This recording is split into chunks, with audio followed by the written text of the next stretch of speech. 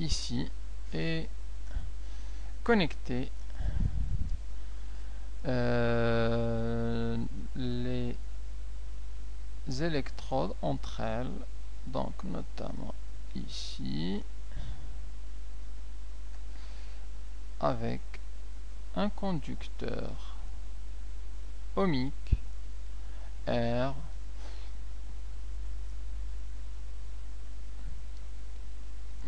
On peut aussi mettre un ampèremètre pour mesurer l'intensité du courant électrique qui passe, mais c'est pas indispensable.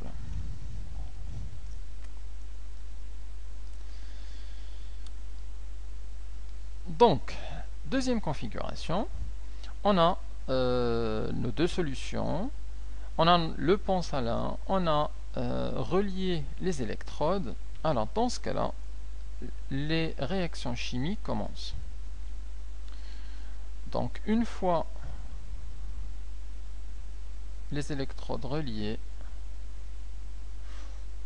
ou plutôt le schéma électrique, le circuit électrique fermé,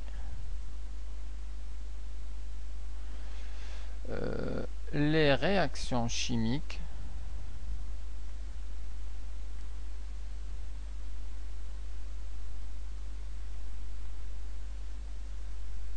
commencent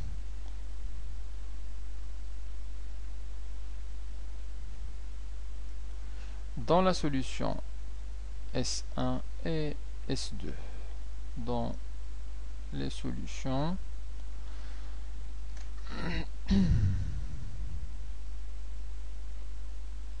S1 et S2.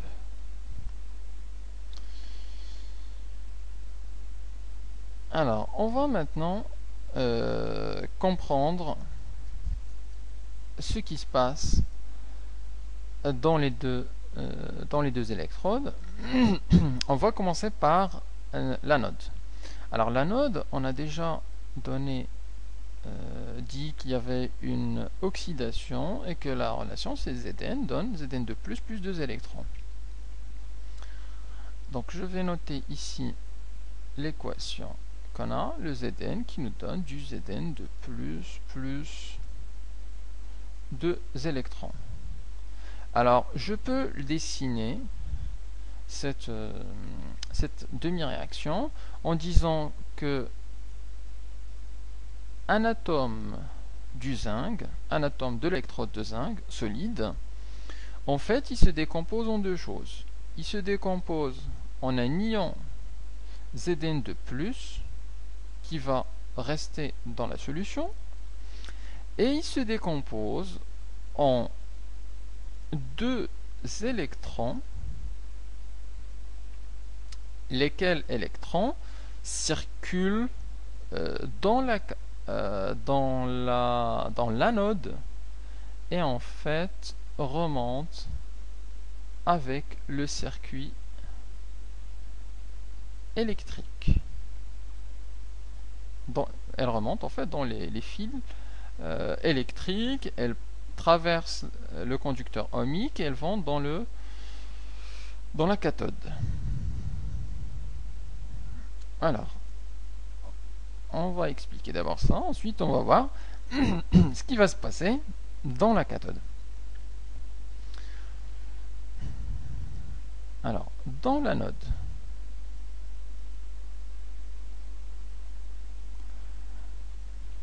un atome, donc pour simplifier, je raisonne sur un atome de zinc. Un atome de zinc, Zn, se décompose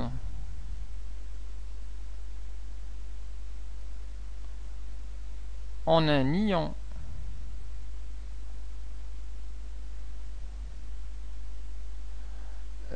Zn de plus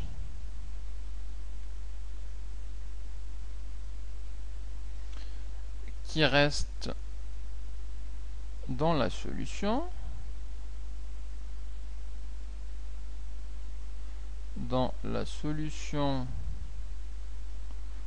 S2 et donc, il se décompose. Donc on a un atome qui se décompose en un ion Zn de plus et en deux électrons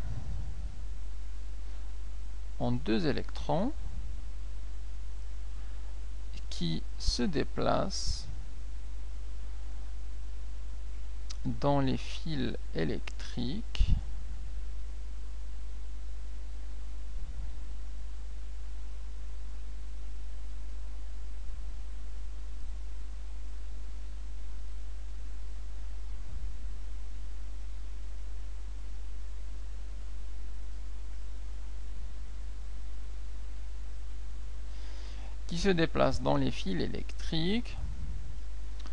traversent le conducteur ohmique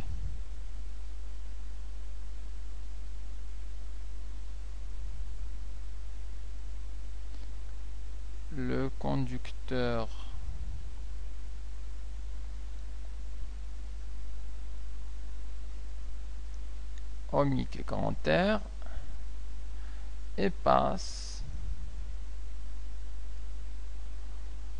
dans l'anode, dans la cathode.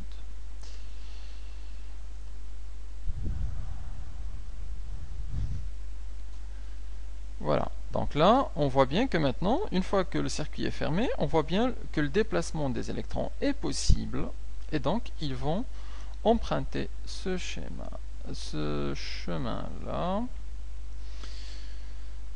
et donc je peux tracer le sens de circulation des électrons et qui vont jusqu'en cathode. Alors qu'est-ce qui se passe dans la cathode? Dans la cathode, on a déjà donné l'équation en disant que c'est une réduction qui se passe et Cu2 plus 2 électrons donne Cu. Donc c'est le Cu2 plus, un ion de Cu2 plus qui capte 2 électrons pour donner un atome de Cu. Alors vous vous rappelez des 2 électrons ici? Les 2 électrons, ils ont circulé, ils sont arrivés là. Alors en fait, nos 2 électrons finissent leur périple sur l'électrode de la cathode, car ils vont réagir avec un ion de Cu2+. Les ions Cu2+, on le comprend, ils sont dans la solution. Et ces 2 électrons avec l'ion Cu2+, ils réagissent pour nous donner un atome de Cu.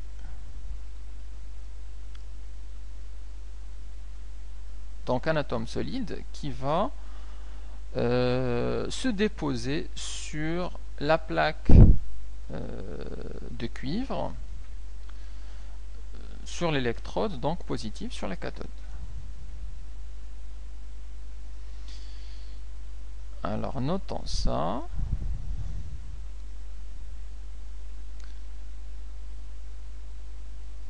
Dans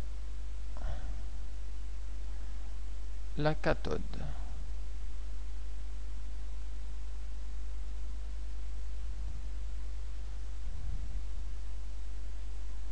les 2 électrons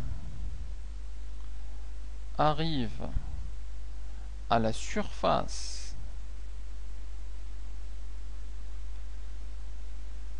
de la cathode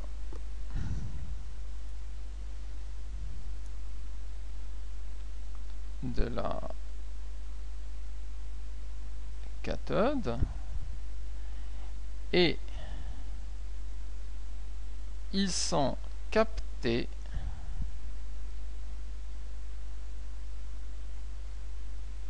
on peut dire aussi qu'ils réagissent avec un ion. Ils sont captés affecté par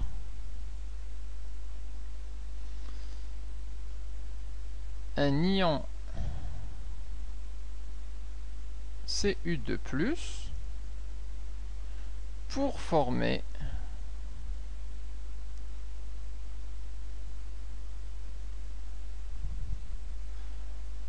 un atome Cu, lequel atome se dépose sur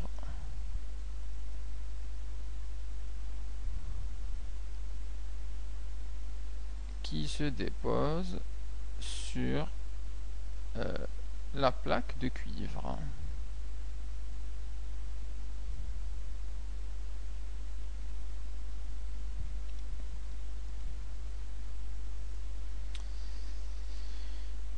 Ok, alors vous avez suivi jusque-là. Donc des électrons ici qui sont produits. Maintenant, on a compris comment ils sont acheminés vers la cathode où elles réagissent avec un ion Cu2+ pour donner Cu. La question qui peut se poser, c'est que dans cette solution S2, alors on voit qu'il y a certes la production d'électrons E-, mais il y a aussi une production de Zn2+, qui sont des ions positifs. Donc, progressivement, on a de plus en plus d'ions positifs dans cette solution S2. De plus en plus, tant que il y a le déplacement d'électrons, et donc tant qu'il y a un courant électrique dans ce conducteur ohmique, il y a de plus en plus de Zn2+. Donc la charge électrique de cette solution S2 va augmenter de plus en plus.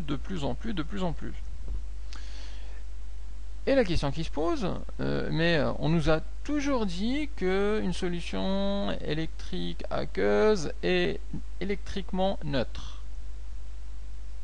Alors que là, si on suit ce raisonnement, la charge positive va augmenter.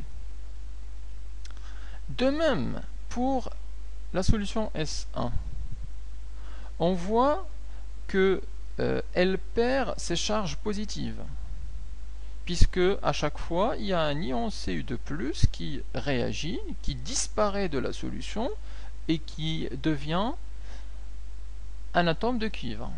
Donc, il y a la solution S1 perd ses charges positives, donc sa charge globale va devenir de plus en plus négative.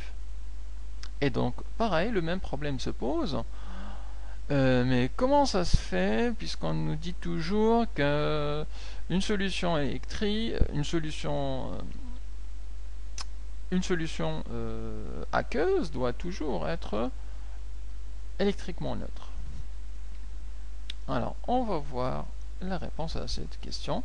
Donc, je note la question. La charge de S2 va devenir de plus en plus positive.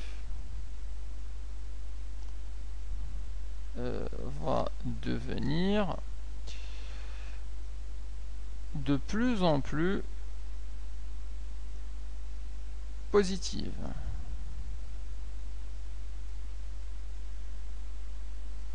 Et la charge, donc on dit la charge, c'est la charge électrique. Et la charge électrique